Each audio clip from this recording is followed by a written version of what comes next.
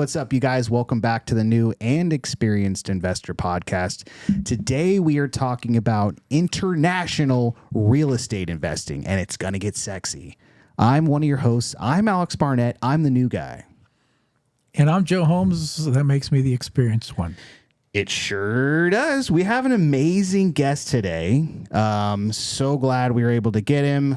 He's young. He's rich. He has an accent. It's crazy. Yeah, it's He's got it all. He's got it all. Frankly, it bothers me, but no, we're lucky to have him. Before we bring him on, I just want to remind everybody about our upcoming meetup On February 24th. I just actually announced it today.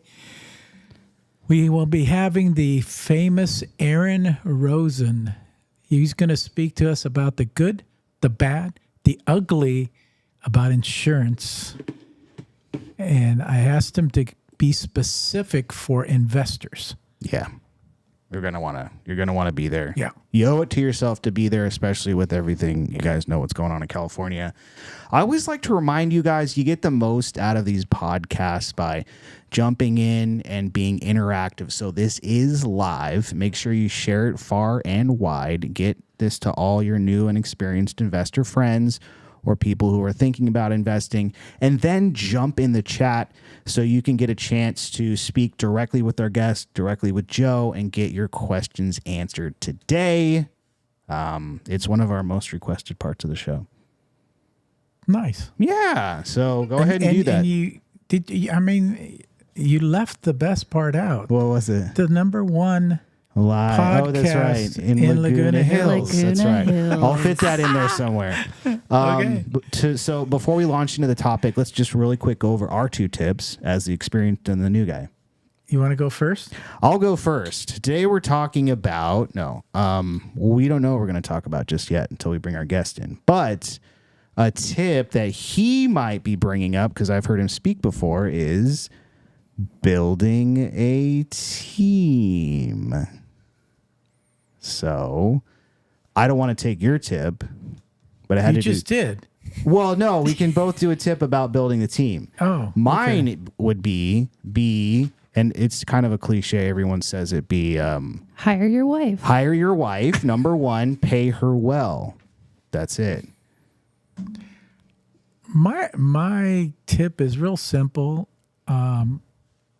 Build a team of people. Surround yourself with people that you like.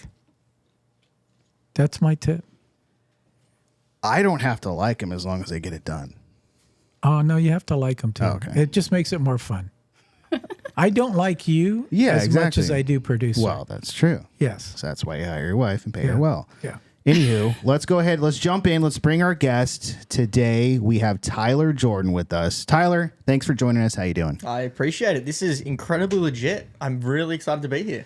We're on season 3 right now of the podcast. We're very excited. A lot of upgrades. So you're seeing the best version of the podcast right now. Unbelievable. It shows. Thank you so much. Martin came on. He was telling me all about it. And ever since, I've just lived in this world of envy. Getting on. I sort of go home at night, sit in the corner and cry and wonder when the invite's coming. And it showed up in my text the other day. And I thought, this is it. This is my break. This is my moment. You'll have an actual stamped invitation in your mailbox shortly. But disregard that because I texted you already, so you don't need to look at it. Amazing. So why don't you go ahead and let everybody know, let the audience know, how'd you get into real estate? What were you doing before? And, kind of lead us there.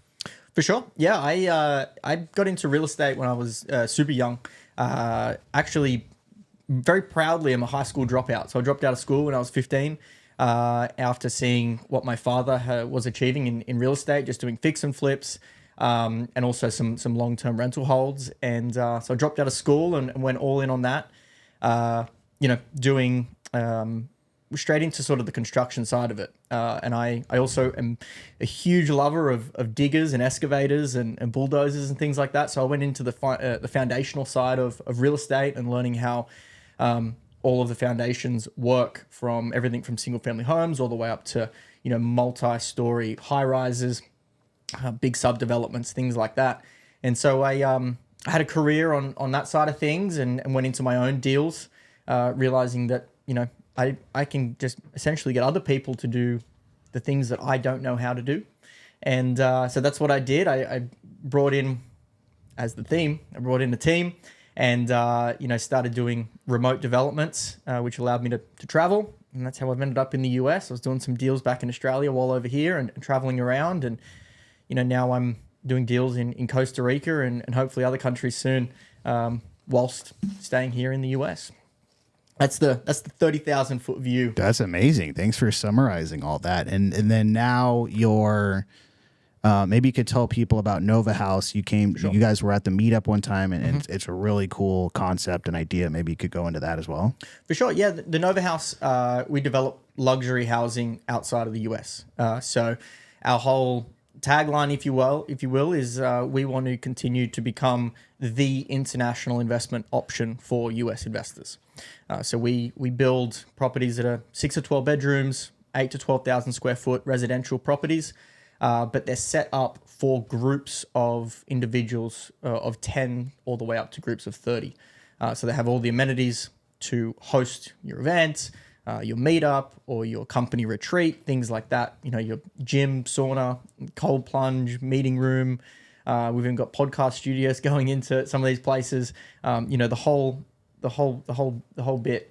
And so that's what we do. We're a 506c fund based out of the US and doing international deals. I love that. And some of the locations you guys have are just like, it's your dream vacation. So to be able to invest in things like that. In real estate, there's, trends that come and go. What made you guys realize that the corporate retreat sort of model was an untapped opportunity?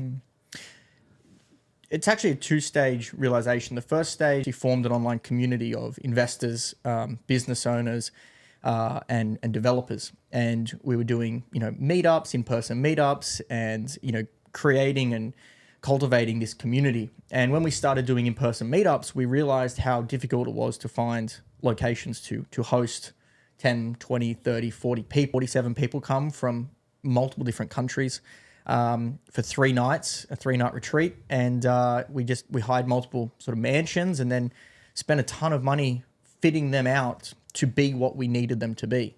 And then we started speaking with other groups and other companies doing retreats and things, and all of them said the same thing. They said it's just not available. And so we said, well, we all come from real estate. Why don't we just go out and build it?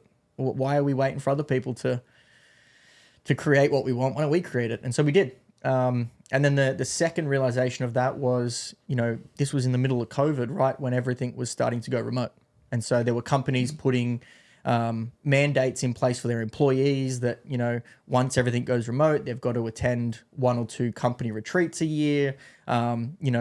Companies are starting to fall apart from the culture perspective. So they're looking for ways to do team bonding and all these types of things. And so it was kind of that double realization for us that it's what we want, and then realizing the world's going remote and everyone else is kind of wanting it as well. And so that's kind of, the two pieces there for us. That's great. Can you share like a success story of maybe like a client that has used this and loved it, or anything? Somewhat. We're still in the development period. Okay, gotcha. So yeah, this is we've only been at this for a couple of years now, and everything that we do is ground up development. So I can give you some investor testimonials. Oh yeah, no, that's fine. But from an actual user standpoint, no, our hope is that by early 2026 these places will start coming online and be up and operational. But for right now, everything's under development. We only do ground up construction, so that's amazing. It's the ultimate delayed gratification game. That's it. I mean, that's just real estate in general, I think. What made you guys go with the new development ground up rather than taking over something and flipping it, rehabbing it? Mm-hmm. For the most part, multifaceted answer. One of them is the resale costs on properties in Costa Rica is quite high, which is incredible as a developer. But the building costs are really quite low. So if we were to buy something existing, we're paying quite a premium for it, similar to what you're paying here in the US, and then paying the costs on top to make it what we want. Whereas the building costs there, you're looking at, for something really high end, you're looking at $200 a square foot. It's a third of what it costs in a lot of places in the US. And so from that standpoint, financial standpoint, it makes 10 times more sense to do ground up. And then the other piece here is that we're building these 4 groups of people. So the way that we build them is from a center point of the construction. So whether that be a statue or some kind of a art piece or whatever it might be, some kind of a structure in the center of the property, and then the whole build is built out from that. And the goal of it is, if you're staying there with 15 people for a family, get together or whatever it is, you're there to bond and you're there to have fun and enjoy time together. And so the places are constructed so that no matter where you are in the property, you're always kind of funneled back to the center of the property to meet, to mingle, to bond, and to do all these types of things. So those are the... I seem to have lots of multifaceted. You can't answers. Stop building even in your answers. Jeez, man. I lay the foundation, then we're coming in with the framing. Okay. I was gonna say Joe's built some stuff in Puerto Rico. Yeah. Really? What's that like? Well, so what I'm trying to get to is, like, basically he mentioned that, and I don't know if this might have been earlier on in the years, when the inspector comes by, all you gotta do is pull out that's and then it passes. Everything passes. I don't want to say that this happens. And actually, I was speaking with an investor from the meetup that we had just had, and he's from Lebanon. Mm-hmm. And we were comparing notes, what is it to do ground up construction here and stuff. And I've met with several other people. I met with an investor from India, and he was walking me through their process. And their process is, okay, well, it's time for the inspector to come out to inspect this. What do you do? He goes, I got a handful of cash, and I give it to him, and we pass. And so I'm telling him, I go, well, yeah, you don't do that here. Kind of in a roundabout way, you'll get taxed, what we call taxed. Okay, you'll have to pay a fee for the permit. Right. So in a roundabout way, you're paying cash, but it's not as obvious as it is in other countries. But I told him, I said, that's normal. It's not like, oh my gosh, the boogeyman's here against the law or whatever. But that's just the way they do business. Yeah, it's just different. There's so many different aspects of what you just said about how that's normal. In a lot of the countries, there's so many norms that are just absolutely acceptable that Americans and Australians are just absolutely not. For example, agents, that's a big one. Most other countries don't have MLS systems. And so it's not only normal, but it's almost encouraged to use as many agents as you can when you're buying or selling. Whereas, because the agents hold they have the properties. So you might go to one agent and they might have 15 properties, but they have it. Yeah. Right. There's nowhere else you can find it. Whereas in America, it's like that's you use multiple. 1970s here. That's how it was. Yeah. We didn't have an MLS. It was literally, agents in an office, and, you cultivated clients, and you had, what we refer to today as pocket listings. That's what we used to deal with. And so I'm sure it's the same as that. Yeah. Yeah. It's very similar. It's funny getting to know the norms in these other countries and then explaining them to people in the US. Like, that's taboo. You can never do that. Right. Yeah. I've even started, looking at properties here in the US, and, a lot of the questions I'm asking and the things that I'm doing, people are throwing their head back. They're like, you can't ask that. You can't do. And I'm like, oh, okay. Understood. Oh, yeah. All right. Jeez. But anyway, nothing's off the table. Yeah. So would you consider these, is this short-term rentals? Short-term rentals. That's kind of like, yep. That's where you guys first started too, right? Before the retreats, was it just short-term rentals in general, or was it actually always the retreats? For us, it was long-term rentals from an individual standpoint. So for me back home in Australia, I was doing all long-term rentals, but always doing development from the ground up. For Martin, he has some short-term rentals in Thailand, and as well he had some in China before Airbnb and VRBO was banned in China. But he's also had a lot of long-term rentals in California as well. But yeah, this is kind of the first short-term rental designated and 100% focused Gotcha. offering that we've done. Yeah, and short-term rentals has seen like an explosive growth over the last couple of years. Where do you see the biggest opportunities right now? The biggest opportunities for me are the more saturated it gets, the better. In that it's already become that. So like the whole Airbnb and bust situation where it just sort of the short-term rental market got flooded and everyone's like, oh, Airbnb's crashed and there's no longer any revenue in it, things like that. For me, that's a sign of maturity, and the industry is really mature now, and the outperformers start to outperform. And so that's the exciting part for me, is that, in traditional real estate, for example, if you're in apartment buildings and you're in multifamily, you're in whatever you're in, it's kind of a game of volume where, how many single family homes can you hold to cash flow 85 or 100 or whatever it might be? How many can you get a 250 unit, apartment building in Texas, whatever it might be? Whereas I find that the opportunity lies in short-term rentals in experience. So how intense can your experience be to a guest compared to how many short-term rentals can you hold? You might be able to get the revenue of 6 short-term rentals in one place if you spend 6 times the effort and the money making it just the most unbelievable experience for a guest. And that's kind of where the opportunity lies and where the premiums are that are people paying. Absolutely. Do you have some tips, I guess, for people trying to get into short-term rentals? I know it's a whole hole you got to go down, and it's a hospitality business. What are some things right off the bat that people can do to make the experience intense, like you said? You've actually answered that yourself. It's a hospitality business.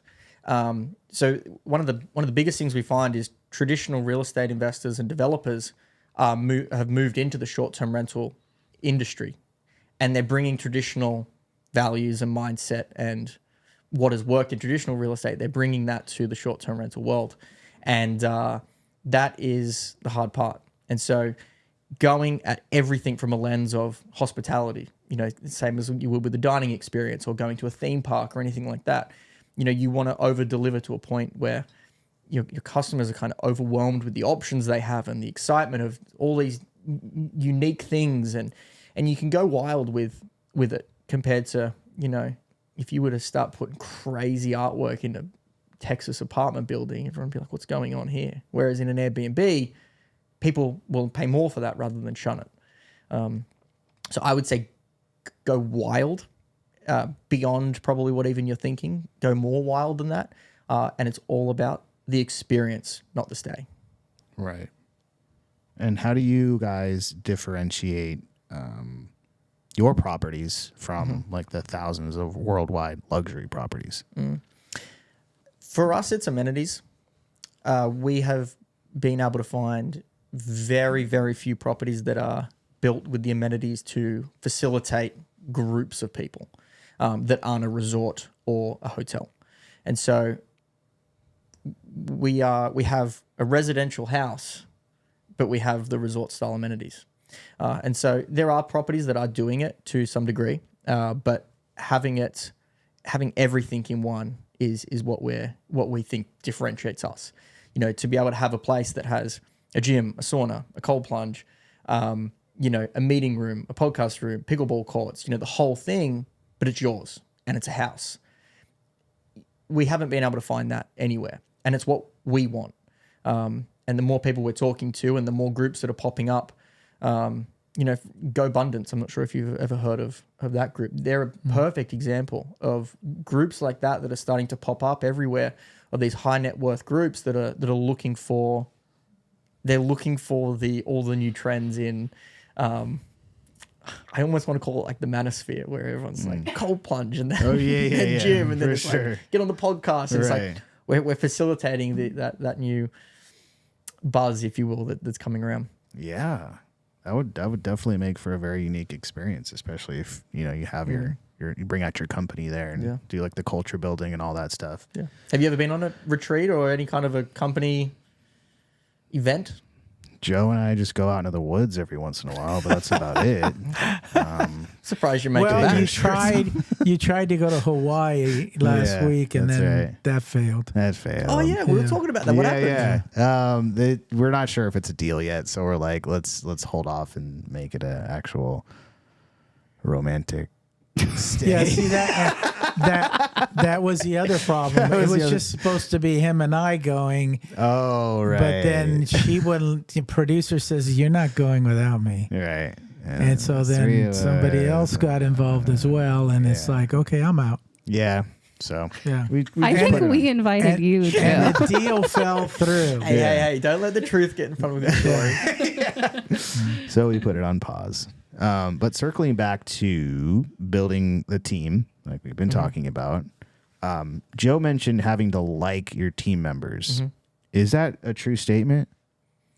I mean, I think it's relative, right? Everyone's opinion is different. My opinion is exactly the same as Joe's. Nice. I couldn't Thank agree you. more. Thank I mean, you. it's so stereotypical, but it's becoming every day. It's becoming more and more true in my life. I hate to even say it, but like the journey is the goal, and I am realizing more and more every day that I really do prioritize the journey because it's all we got.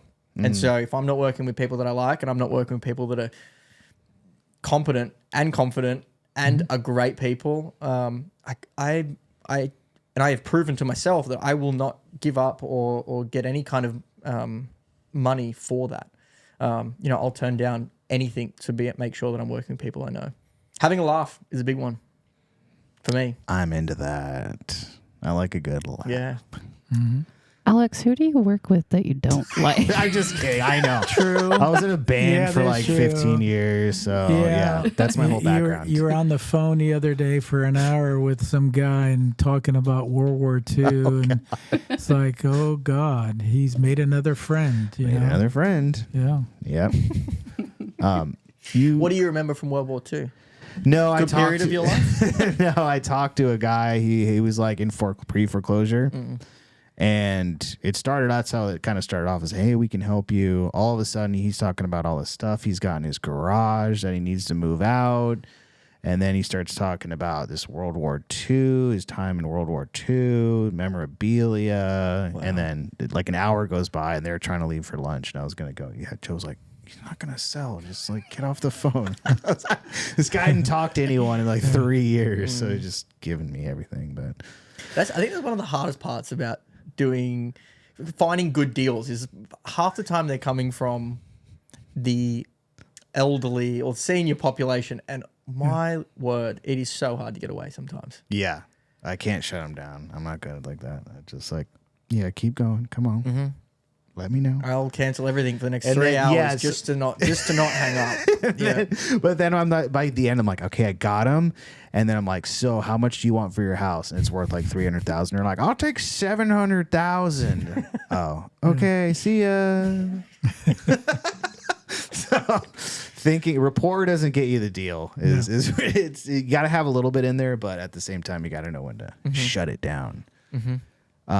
Key players in your international real estate investing, I guess, partnership. Who are the key players? You're going to a new country. Who do you got to find to make this ground up development happen? As in, what have we done, or you mean just tips in general? Just tips in general. Okay. Legal is going to be your first one.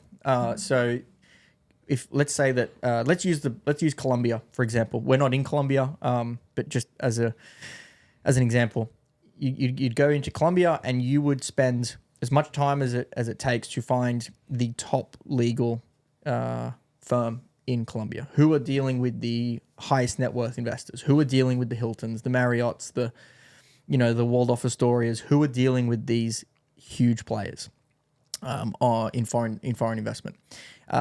Once you get in with them, you're kind of set. Because they have all of the contacts, they have all the rapport, they have all the reputation, they have everything, and your job is not in real estate for at least a year. Your job is stealing other people's reputation. I shouldn't say stealing. It's utilizing other people's reputation. And so you're a nobody in Colombia. And so you go there and you have to spend as much time and you do whatever it takes to get in with the top legal firm. They have the contacts to the best architects, to the best contractors, to the people in all of the, county offices. They have the permitting offices. They have kind of everything. And from there, anybody that you speak to, you can say, hi, I'm Alex, and I'm working with, legal firm ABC, and you drop their name, and all of a sudden you are the person that we need to look after because you're working with this firm. That is my number one tip is never go into a country, and this is kind of our whole spiel, is most people go there and they start from the bottom up. They buy property and then they're like, okay, now I need to figure everything out to try and make this work. Whereas it's just a failing game. You end up spending 5 years and $500,000 and realize it's not going anywhere, and then it's just an endless money pit. Whereas if you start from the top and work your way down, everything sort of falls into place. And like the Puerto Rico thing that you were talking about with the Lebanon thing with the taxes, if you will, it's very similar to that. You're going to get screwed as a foreigner who's learning the ropes of that compared to somebody who has all of the big players from the country on their side. All of a sudden you're not being asked for that. All of a sudden it's like, how can we help you? And how can we do whatever we can to help you so that we can have our name attached to these bigger players? And so that's essentially the secret sauce. The issue with the secret sauce is that it takes a damn long time and takes a lot of money, a lot of effort. And as you said before about spending 3 hours on the phone with an old lady to build rapport, it's 3 months and sometimes 3 years of that, trying to build that friendship and that relationship to get there. But once you're there, you kind of set. It's like the old, you got to sharpen your axe, Exactly. before, then it just takes one chop. Exactly. Yeah. It's like Abraham Lincoln or something. That's a quote about that. George Washington? George Washington, is that what it was? Yeah. What's the quote? I don't know. It's like, give me 3 hours. I'll take the first 2 hours and 50 minutes sharpening my axe to chop down a tree. If you know the right quote, drop it in the chat. Wow, that's exciting. What countries are you looking at? I know you mentioned Costa Rica, you mentioned Thailand, Bali. North Korea. Bali, North Korea, Syria. Yep. No, really, what country? Yeah, I heard Syria was available. They do have a beach there, surprisingly. Thailand, Bali, funnily enough, Colombia is one of them that we're eyeing up. Martin is hell-bent on Singapore and the Philippines. I am not overly knowledgeable in those. I think Singapore is supposed to be popping off. Yeah, you can't even bring up that S word with Martin before he's like, oh, let's sign immigration documents and let's move. It's like, wait. I know what to bring up. Next time I see Martin, he'll be like, how are things in Singapore these days? He's like, sit down. Yeah. Okay. Now, a lot of the countries where essentially they're past the hurdle of of them being a cheap country. They're now an expensive country as a tourist. Costa Rica, Bali, everyone used to go to Bali because it was so cheap. Bali's not cheap anymore. You go to Bali, you're dropping I know. tens of thousands. I've never been. I haven't either. That's why. Yeah. It's great. It's in the middle of nowhere, right? No, Indonesia. It's in Indonesia. I mean, yeah. Depends on where you're from. Yeah, kind of in the middle of nowhere. Okay. There's not a whole lot around, but it's still relatively cheap to build and develop there. But it's so overpriced to visit, and that's what we want. That's where you're getting those margins, where you're building cheap, but you're pricing things wildly high. Yeah, when you guys did your presentation and you showed the ROI of what you could get for building new development, it was pretty unbelievable. Maybe it's Bora Bora that I'm thinking of in the middle of nowhere. Bora Bora's in the middle of nowhere. That's what I'm thinking of. Yeah. I don't know are you that the building building there? costs. No, I don't know the building costs will be cheap there. You're building everything over water for the most part. Yeah, True. That would be cool. That's all the viral Right. cabins over the water. Yeah. I imagine that's an expensive endeavor. I imagine that's a logistical nightmare. Yeah. Oh, yeah. Flood insurance would be bad. Hurricane insurance. Yeah. All that stuff. Yeah. Have you guys already started building in Bali? No. Oh, okay. No. So we've that's done on a the couple horizon. of exploratory trips out there. By exploratory, I mean the I need to get into Tax this. write-off. I know. Yeah. I need to get into this. tax write-off, building a write-off. team, these types of things. Right. The stuff that's incredibly hard to justify to anybody. Yeah, really. We can do a podcast. Yeah, we have to do it. We can do a podcast from Bora Bora. There you go. I like Yeah. it. We definitely we're gonna could. go build our team. First 13 days, you don't do anything. And then the last day, you're like, all right, we're leaving tomorrow. Go find the lawyers. They're closed on Sunday through Thursday. Okay, that's gonna be it's gonna be pretty cool. That's gonna Definitely. be pretty cool. So Yeah. Costa Rica's almost done. This year it'll be done, or after. Our offering closes the end of June. So yeah, we won't be. We'll be in Costa Rica hopefully forever.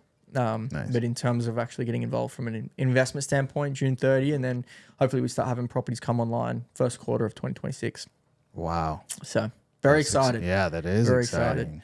But How's that running that remotely? Are you guys just getting pictures sent back to you? Who's cracking the whip? so there's 4 managing partners. Myself and Martin are here in the US. And then we have 2 managing partners in Costa Rica. One in San Jose and then one in near Tamarindo. Both of those gentlemen are far more experienced than I think I'll ever be. One of them was one of the head project managers on the Giga projects in Saudi Arabia and Dubai for about 25 years. Oh my gosh. And one of them's been doing luxury developments through Costa Rica for the last 20 years. Amazing. As the builder, sorry. So, they're on the ground. They are part owners in the Nova House and they're managing everything for us. So it's actually, it's a very interesting feeling that I've had to deal with my whole life as a control freak, is putting other people in place and them being so competent that you're the one that needs to stay out. So it's Right. I mean, it's a beautiful feeling, but it's very odd. yeah. You're like, are you sure you don't need me to do anything? You're like, we got it, dude. Yeah, what are you gonna do? You become the guy in the corner twiddling your thumbs, and you're like, No, but you're like, yeah, you sometimes started you just it. throw things in there, and you're like, you're wrong, and they're like, no, we're not. Yeah, I don't even know what that. Oh my gosh, that's the way to do it. So, are you going to do that every time you go to a new country? You got to get a couple new guys, or are these same guys able to? To be decided. Okay. We can do things fully remote. I did things in Australia for near enough 6 years, completely remote, without just on my own. So I was managing everything just via emails and phone calls. A lot of the properties I'd never even, still to this day, have not seen in person. We went full cycle from land acquisition, permitting, designs, constructions, leasing them up, renting them out for 2 years, and then selling them. So it can be done remotely. We've been doing it 4 years. It's just a different experience having people on the ground. And then the other side of it is investors. And so when you're doing things on your own, it's almost everything's not a problem. But as soon as you start bringing in financial advisors and wealth managers, because that's the bulk of how we raise our capital is through financial advisors, wealth managers, asset managers, registered investment advisors and broker dealers. And as soon as you start bringing in groups like this, all of a sudden they've got a lot of liability and they need to check off 5,000 boxes to allocate any client's capital. And, if you're not there, it's a huge hurdle that we probably couldn't overcome doing things remote. So Right. Just too much risk for their cash. Yeah. It's a whole different world. Once you start getting into that side of things. Wow. Yeah, maybe what were some things that were different? What did you expect when you first started raising capital versus the reality? I think it's funny. I mean, we've all heard of the Dunning-Kruger effect. Have you heard of the Dunning-Kruger effect? Let people know. So basically, the Dunning-Kruger effect is when you start something, for the first, first couple of months, couple of weeks, it's all a different time frame. You get really confident, really excited about it, but you're also incredibly incompetent at it. And then as you start to realize what's involved and how much it takes, you hit that lull and you're like, this is the hardest thing in the world. This is going to take forever. This is not going to work. I hate this, whatever. And then you essentially have to build out of that pit. And we experienced that to the absolute epitome with raising capital. So when we started raising capital, we'd never never raised any money before. Well, Martin had raised some money from VCs for his tea company, but for real estate, we never raised any money. Everything was done by us, and we raised a substantial amount of money. I mean, from zero, substantial amount of money, almost immediately, and almost every single person we made a phone call to said yes. It was almost too good to be true. But that just sent us on a path of destruction because all of a sudden you're like, I can do anything, and this is the easiest thing in the world. So it was, raise a certain amount, and then it was, okay, let's just go all in on this and take this to the next level. And, that was a big one for us because the process for just using round numbers, the process of raising $1 million and the process of raising $40 million, they're not even in the same ball game. It's like playing T-ball as a junior versus playing in, MLB. Major League, yeah. MLB. And that smacked us in the face harder than I think I've ever been hit before. So just the whole process, you can't raise capital same. You can't just go out for coffees with someone, and you can't just be throwing thick words across in an email that you can't legally stand behind or whatever. Like, everything changes. And I think that was the huge realization for us, is that, the process is wildly different to obtain as you start scaling. Yeah. That's good to hear. That's insight from somebody actually doing it, because we'll get some people that are like syndicators at the meetup. Yeah. But I don't know if they just seem kind of fly by night sometimes. Well, I don't believe anybody anyway, so I'm okay. There you go. All right. That's good. Prove it to me, and then I'll believe you. That's the part. But I think that, they're just kind of like, well, yeah, we got this apartment building in Texas, and it makes this amount. Like, they're just spitting off all the numbers like you're saying. But I think when you start playing in the big leagues, then they're like, oh, yeah, well, let's see the proof. What do you got? Yeah. Yeah. And what about this? This doesn't make sense. What about that? We're poking holes and everything. Yeah. Yeah, it's a whole different game. So it's been quite the experience and quite the journey. I love that. I love that. Well, it's just a character builder. Oh yeah, I can tell. I can see it in your eyes that you've grown. Yeah, I always say the fastest feedback loop for personal development is entrepreneurship. So you're biting off more than you can chew. You will never get a faster feedback loop. Yeah. I wonder what I'm like at sales. Yeah, exactly. Like, let's raise $1 million, and then 2 weeks later, you're like, I'm shit at sales. Yeah, this is going to be a lot harder than I thought. I wonder what I'm like at handling my emotions. It's like, hey, here's $10 million. I'm a child. Yeah, I haven't slept in 4 days. Yeah. You've built a career around creating luxury experiences for others. What's like the most memorable travel experience that you've been on? Interesting. Yeah, we don't automatically feed you the questions before you get here. I hope everybody knows that, because we got you stumped on this one, don't we? No, there's so many. I bet. I've traveled a lot. I've been to over 30 countries. I've lived in a lot of them, which has been good. You're going through your mind thinking, okay, what is either one or 30? Which one is it? I'll give you one that I think you'll like. I lived in Japan for a little while, for a bit over a year, in Hokkaido, the top island of Japan. And before I moved there, I knew nothing about Japan at all.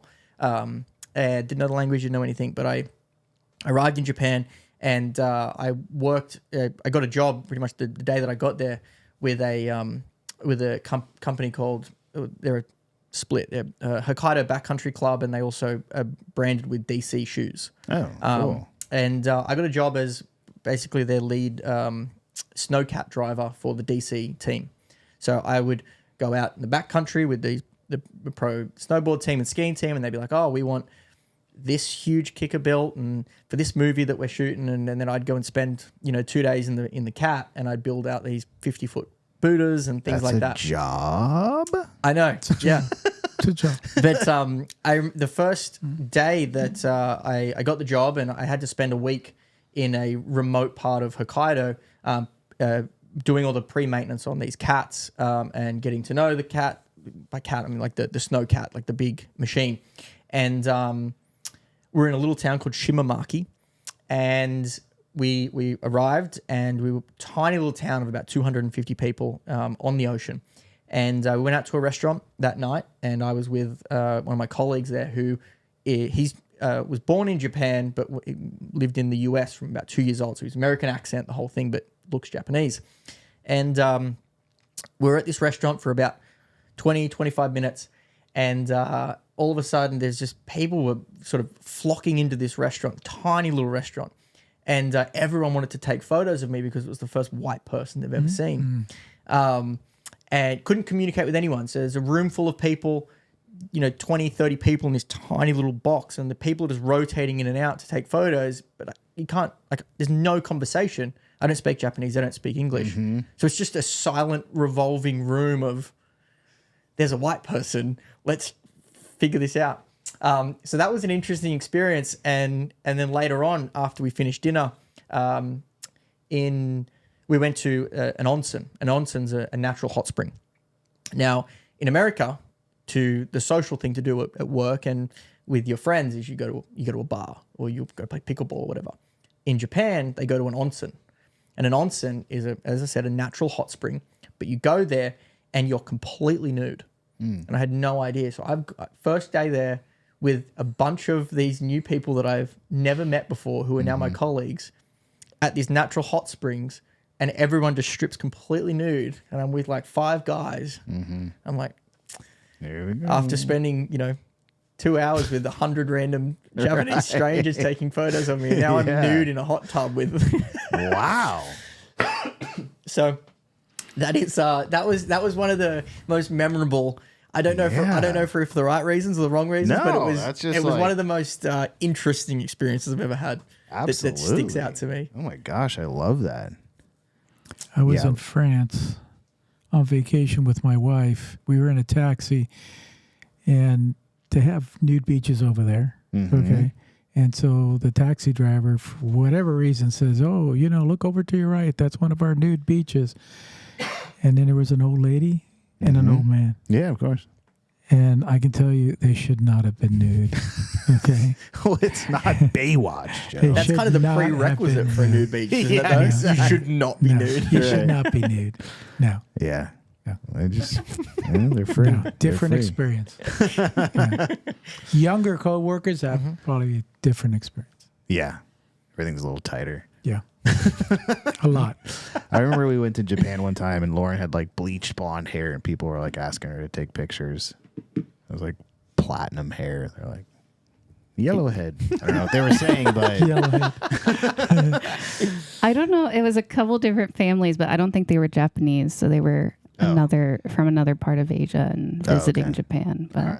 Either yeah, just way. walked up with camera and like put their kids Yeah. in front of me, and I was like, oh, okay. Yeah. You guys were You've been- freaks to them. You've been stitched up here. You got the audio but no visual. People don't get to see you. It's okay. I like it that way. Yeah. Well, we're working on the next camera after the next flip, I guess. We'll see. We don't need another camera. I mean, We're good. so many more cameras. She's shy. Yeah, I know. It's okay. Yeah. Let's keep it back there. So tell me, Tyler, what motivates you beyond the numbers? Is there a bigger overall mission that drives you? My kids, which I don't have yet. I was like, did I not know that? Yeah. No, I'm willing to go toe to toe with this on anyone, but I think that I had the best childhood on planet Earth, and it was incredible. And I have just been so excited to give this a similar experience to my kids one day, and I've got this huge goal of being a dad. And so I've kind of, one of the reasons for the Nova House is a sort of a reverse engineer of what does that mean to give my kids the best childhood in the world. And it's to have them traveling all over the world in incredible locations, but surrounded by incredible people, and getting kind of a world education. And so the Nova House builds incredible properties in incredible places that are filled with, incredible people.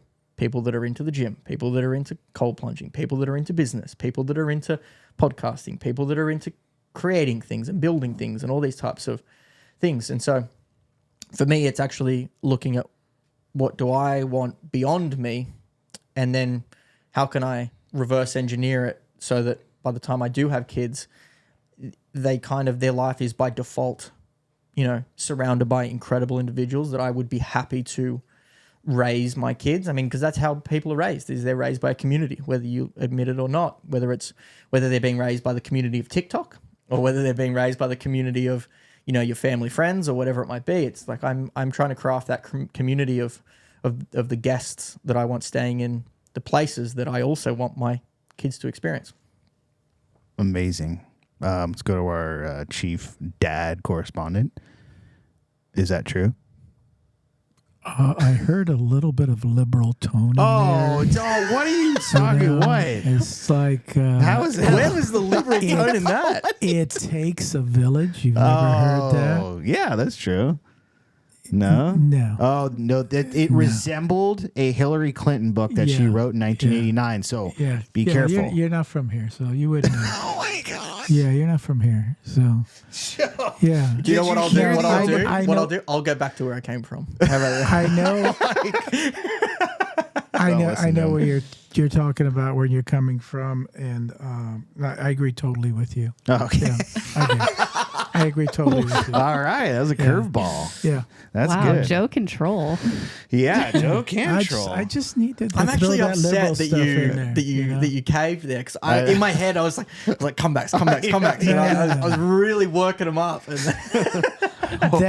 that you want children and that you want to take care of them the way that you just said is the most honorable thing to do. Yes. Yeah. I congratulate you. How long have you been married? 3.5 years. Oh my God. Like your wife is not saying it's time? Oh, you have no idea. Oh. Well, in saying that, we've only been together for 4 years, so we got married really quickly, and but yeah, I guess that's real quickly nowadays. A year, yeah. My daughter and less than a year. son-in-law Less than a year. were dating for 10 years before they got married. Yeah. Yeah. I dated my wife, but this was back in the day, for 3.5 years. And then we waited 2 years before we started having children. Mm-hmm. Yeah. Nice. So you're kind of on my route. You're an old soul. Yeah, you're an old soul. I am an old soul. It's funny. The majority of my friends are in their late 50s. That's the average age of my social circle. It's very odd. Yeah, a lot of my friends are in their 60s, a lot of them in their 50s. I don't have really any friends in their 20s or even Do you like many eating in their at early Sizzler? 30s. I haven't eaten in Sizzler since I was a kid. Joe, you want to hang out with some Sizzler 60s plus. Sizzler, the average age when you walk in there is about 70. Okay. So, and I took Alex there, and we're walking in the door, and this 70-year-old woman's walking out the door, and she goes, "Wow, you're cute." As we're walking in, it's like, and he loves Sizzler now. He does. Love Sizzler. He loves Sizzler. What do you like about it? I love the food. I love the buffet. The service is just top notch. The ice cream at the end. The iced teas. The ice cream. Is the ice cream machine always broken? Because that is my whole memory of Sizzler is that, like McDonald's, every single time you go, it's like, sorry, our ice cream machine's not working. Oh, they're on top of it. Yeah, they are. Yeah, because there would be mutiny if they didn't Absolutely. have ice cream. Yeah, absolutely. Yeah, if you can't take that to go, no. That ain't gonna happen. That ain't gonna happen. No. Do you have a Sizzler schedule? Is it like a Tuesday night thing, or is it? No, it's mostly when we're like out of the city here, and Just feel like a good steak. So it's not a vice. It's a celebratory thing. It's good. yeah, Yeah, I'd say so. Yeah. Things are going good. We're probably due for it, actually, when Yeah, these close. When these flips close. We are, yeah. We're due for another Sizzler. We're due for a Sizzler run, yeah. We'll do it. Thank you for bringing that up. It's been too long. This is the part of the show where we've curated some videos of you. No, I'm just kidding. They're not of you. They're not of you. Sleeping. And I want to get your reactions on it. All right, let's do it. Give us your 2 cents here. Okay. So, producer. As we run through or afterwards? We're going to watch it, you're going to listen, and then we're going to talk about it. That's kind of the schedule. All right. The first one is Cody Sanchez is wrong. How dare you? Like a lot of other people, I follow Cody Sanchez on social media because when it comes to business, she's awesome. However, when it comes to real estate, she's wrong. Real estate versus business buying. Which one's better? Business buying, every time. Real estate, on average, if you buy a house for $250,000 in the US, which is the average home price, you make about $462 a month. That's your profit. So that $462 a month is the monthly cash flow that you would get if the property were rental. However, Cody is completely leaving out the larger revenue sources that come from real estate investing, such as when I buy the property under market value and I force appreciation, regular appreciation, and debt paydown. Each of those revenue sources can equal tens of thousands of dollars within just a few years. Cody's also leaving out the fact that managing a business, learning how to buy it, how to scale it, how to systematize it, requires a lot more skill than managing a rental property. So if you want to learn how to make great returns in real estate, then connect with me and I'll show you how. Like a lot of other people, I follow. What do you think? I think Cody Sanchez is right. When it comes to business. Oh, I think it's all in the operator. And I also struggle to take anything that somebody that pitches their course at the end takes seriously. Oh, that's everybody on YouTube. You can't get away from that. So you're on Team Cody. So I'm on Team Cody businesses. There for the example that was given. I think if you're buying, and then this is my experience. I know that you guys play in this world, and as far as I'm aware, you guys do really quite well. Thanks for noticing. I think that my experience in the sub 750 market is good, but the returns that you can make on a business are quite high in comparison if you're playing in that same market. Whereas if you're looking at because you get a lot of the same. I feel like I'm pitching businesses here. Pitch your course at the end too. This has gone. Pitch your course.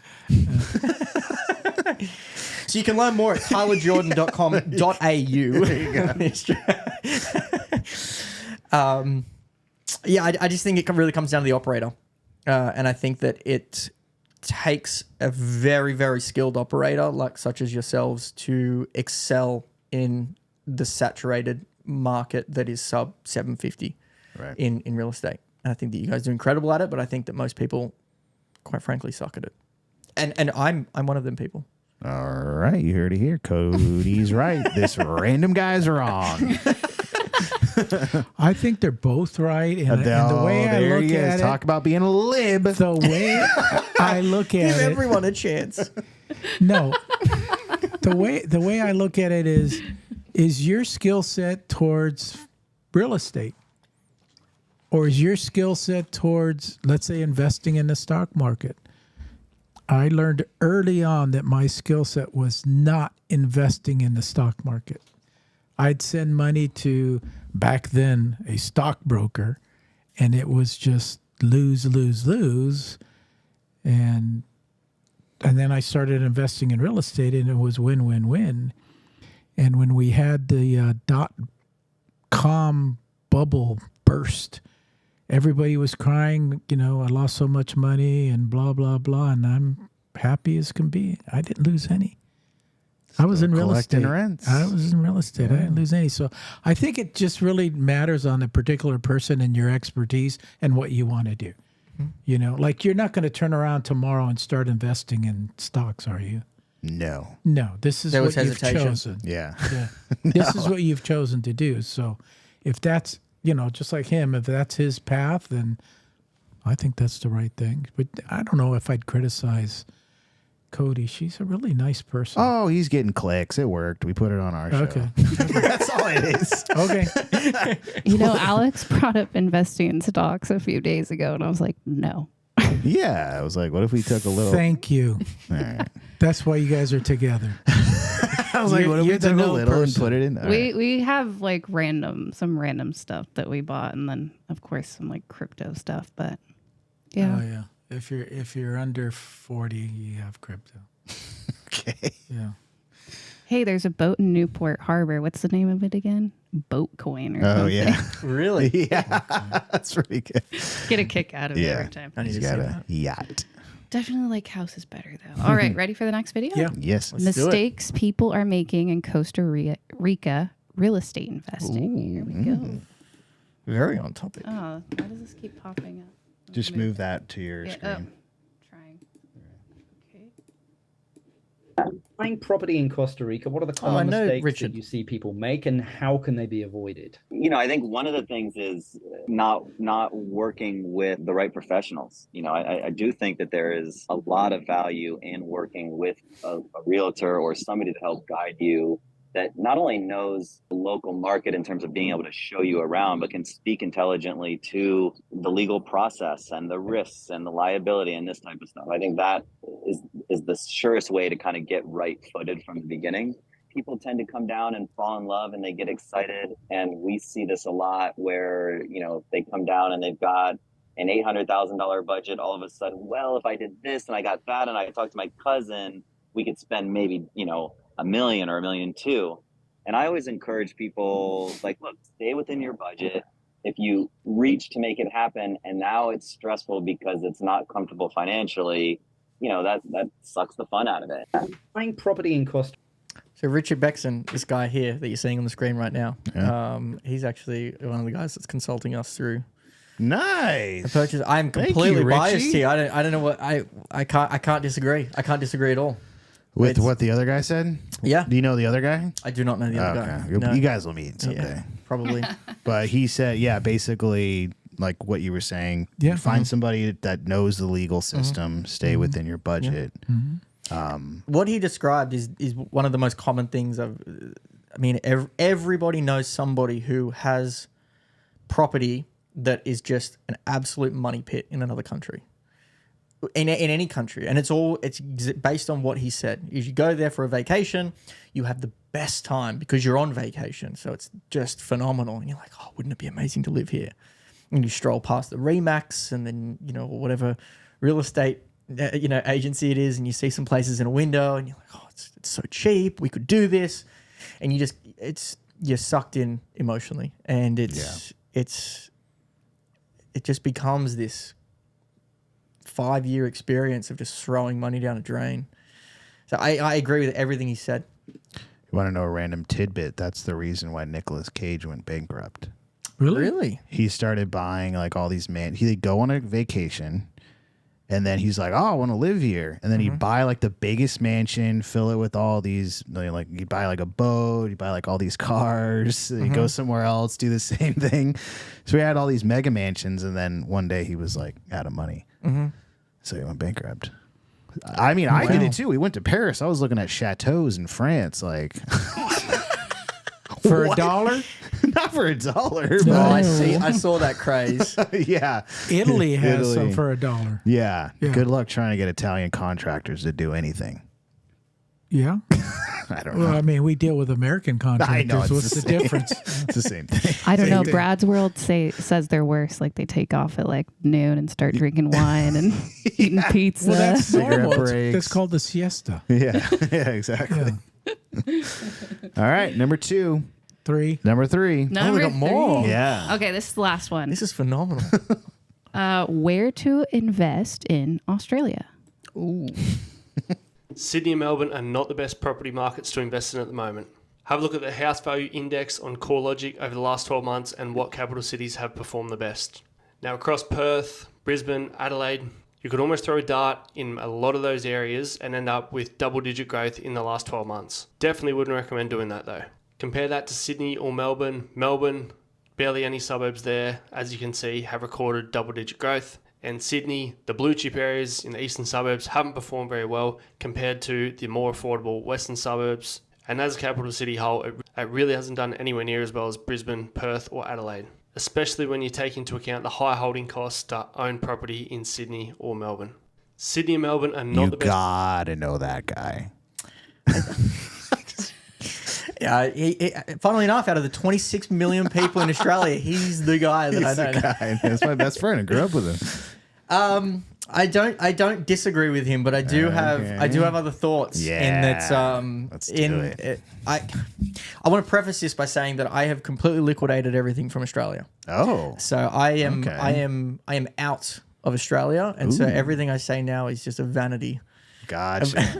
If I was to buy an Nvidia, I would have done it 5 years ago, Right, type of right. a situation. But in between Sydney and Newcastle, which is on the east coast of Australia, is what's classified as the Central Coast. And the Central Coast has been, it's a beautiful area. But as Sydney's becoming kind of out of touch with reality for most people, and Newcastle is also, it's about a 2-hour drive between the 2 or 3 hours. Both of those cities are becoming out of touch, and everyone's sort of starting to compress inwards. And so I actually had some properties there, and we were seeing $100,000 in appreciation on a $700,000 build. Dang. Year over year. Oh my gosh.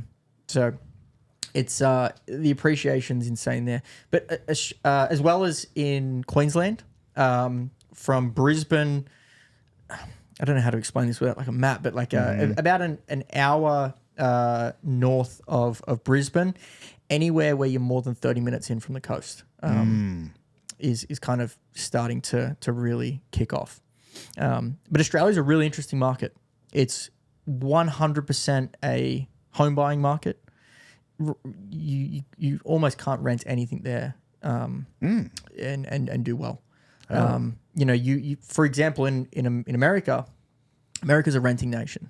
We've got so many renters, and even almost no matter what level you're at, most people are renting, and you're buying properties for $500,000 and you're renting them for, I don't know, a couple of grand a month. Whereas in Australia, to get a couple of $1,000s a month in income, in rent, you'd be spending $2, $3, $4 million bucks. Oh wow. To get a property. It's you are buying and selling. If you're buying anything to cash flow for rent, you are likely in, I don't know, high school. Oh, okay. Yeah, it's very wild, very wild. Are there interest rates lower? Interest rates So right that's now why- are around 6.2, 6.3%. Okay. But yeah, it's appreciation there is just off the charts. I've got a really, really, really important question. Where are the dingoes? Dingoes, anywhere from 30 minutes inside of, in from the ocean, you pretty much got dingoes through the whole So of Australia. if I went on vacation over there, I like to do cruise ships. Okay. Is it Yep. close enough to go see a dingo? I don't think Do they so. let you see them? If you have if you go to a zoo, you can. Oh, but yeah. if you're not in a zoo, it's actually relatively difficult to see them in the wild. Oh, it is? And you Okay. would have to have a couple of days. So you'd go probably an hour or more inland from the ocean, and then you're going to see pretty much every animal that you stereotypically see on social media that's in Australia. Yeah. So it's funny. 90% of Australia's population is on the coast. Within Yeah. a couple of miles of the beach. And so It's nice. the inside of Australia is nothing but animals. All of them that are ready to kill you. Deadly. Deadly. Yeah. Deadly. You're Yeah. bad. When I was there, I saw You were there? I went there 2 weeks. Really? Jangling the guitar. Nice. The I don't know I what it didn't was. go. Every animal was huge. The pelicans were that tall. That's what I remember. Okay. It was one of those magical places I Yeah. ever been. Our guide would take us. He's we're going in the jungle, and then there was a slide built out of just rocks, and then you slide, and then you go into the lagoon, and then There's a lot of those. the Jurassic Park theme is playing from somewhere. I don't know where. But it was pretty cool. Is that when you fell asleep and you got this tattoo on your arm? Here, I the do have shark? one. I do have Australia I tattoos do on an that. Australia yeah? tattoo, Okay. yeah. Everyone in the band got one, man. What's the Okay. tattoo? It's the crest of Australia, and it's like the band names. It's Show like us. 2009. Well, I can't lift my jaws. Show Hey, you us. don't lift them up, you lift them down. Yeah, that's right. I have to come down here. This is a family-friendly show. It was. Yeah, it was. But anywho, back to business. Hold on, I haven't done this yet. How can people reach out to you if they want to invest in Nova House? LinkedIn and email are the two easiest places. I'll stare straight into the camera for this one. Yeah, there you go. LinkedIn is pretty much our most active social. For us, evaluating investors is just as important as investors evaluating us. So there's not anyone that we're working with or invested with that I haven't met. So if you're interested in international real estate, message me on LinkedIn. Tyler Jordan. I've even got a little Australian flag there. Or you can email me at tyler@thenovahouse.com. We can schedule a meeting. We can then schedule a face-to-face. Make sure that you're the right person for us and joining our investment community, and then as well as making sure that you trust me and I'm not going to go running off with the dingoes with Joe. So yeah, Tyler@thenovahouse.com or LinkedIn, Tyler Jordan. Thank you so much for coming in, being here. I appreciate you guys. This has been an incredible experience. It's fun, real fun. Well, It's so legit. I feel like an elevated human being. thank you. That's what we go for. That's actually our That's mission why we're number statement. one. Okay, We're the number That's one why. live In Laguna podcast Hills. in In Laguna Laguna Hills. Hills. You can look that up. All right, you guys, we'll be back here next week. We also have our meetup on February 24th. Yeah. Thank you, everyone, for joining in, and make sure you share this far and wide, and we'll see you on the next one. Take care. Thank you guys. Be great.